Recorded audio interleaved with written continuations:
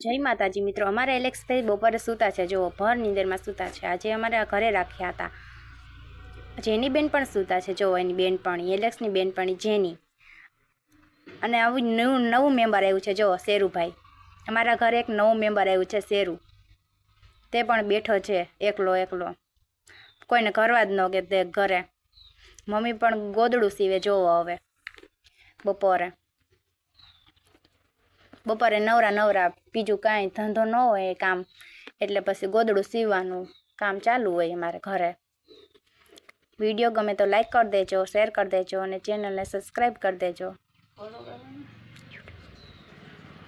કેવું ગોદડું સીવે જરા કમેન્ટ તો કરી જ દેજો મિત્રો। તમારા ઘરે પણ આવું કરતા હશે ને, કહેજો મિત્રો જરાક। ગોદડું કેવું થયું લાઈક કરી દેજો જરાક, કહેજો અને અમને।